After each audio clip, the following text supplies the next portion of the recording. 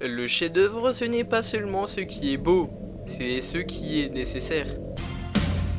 Wave goodbye to the past when hope fades, let it pass across Australia. Une animation à couper le souffle. Sérieusement, qui aurait cru que le jeu vidéo pouvait donner naissance à une œuvre visuelle aussi époustouflante? Rien que l'animation, c'est déjà une révolution. On n'est pas juste dans de la 3D classique. Non, Arkane mélange plusieurs styles, joue avec les textures peintes à la main, et offre une esthétique qui tient à la fois de la peinture en mouvement et du film moderne.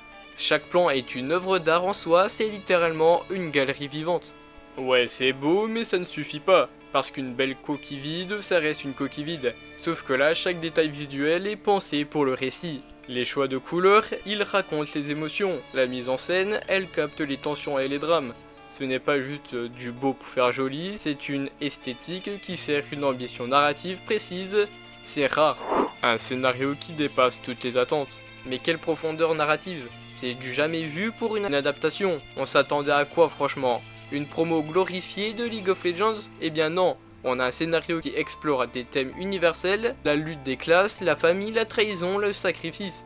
Tout est traité avec une maturité incroyable. Ouais, mais t'oublies un truc, le vrai génie d'Arkane, c'est qu'il ose prendre son temps. Pas de raccourcis, pas de clichés faciles, chaque personnage a une trajectoire crédible, parfois déchirante. Même les antagonistes ont des motivations complexes. Tu comprends Silco, tu ressens ses douleurs, ses frustrations. Et c'est ça qui te blesse. Il n'y a pas de méchants ou de gentils purs. Il n'y a que des gens coincés dans des systèmes qui les broient. Des personnages inoubliables. Comment ne pas parler de Jinx et Vi? Ces deux-là sont le cœur de la série. Leur relation est tellement bien écrite, tellement sincère, on passe par toutes les émotions. L'amour, la haine, le regret. Tu les vois évoluer, grandir et ça te brise le cœur à chaque instant. C'est une tragédie. Vi et Jinx, ok, mais t'oublies tous les autres. Et ça, c'est une erreur. Jayce, Kathleen, Victor, ils ne sont pas là juste pour remplir des cases.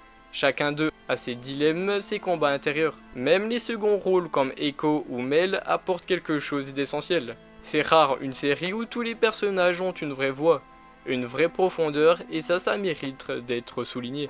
Une bande son qui transcende l'image. Et cette musique, on en parle, imagine une série déjà magistrale et tu rajoutes une bande son qui amplifie tout. Le thème principal, Enemy, c'est l'âme de Jinx en chanson. Et que dire des autres morceaux qui vont du rock à l'électro, tout en s'intégrant parfaitement à l'univers. Rien n'est laissé au hasard. La musique c'est bien, mais tu sais pourquoi ça marche vraiment? Parce qu'elle est utilisée avec une intelligence dingue. Ce n'est pas juste un fond sonore pour faire cool, chaque note, chaque rythme accompagne les émotions des personnages et l'évolution de l'intrigue. Quand tu entends une chanson, tu la vis, tu ressens les frissons. Et ça, c'est une maîtrise qu'on voit rarement. Un univers qui respire la vie.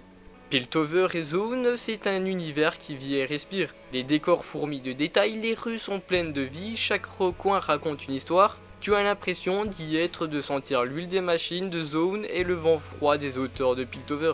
Ouais, c'est vivant, mais ça s'arrête pas là. Ce monde est une métaphore, Piltover c'est la richesse arrogante qui ignore le prix de ses privilèges. Zone, c'est l'oppression, la rage qui gronde dans l'ombre. Mais au lieu de te faire une leçon de morale lourdingue, Arkane te montre tout à travers des personnages et des histoires. Et ça, c'est du grand art. Un chef-d'œuvre, ce n'est pas qu'une histoire bien racontée, c'est une histoire qu'on n'oublie jamais.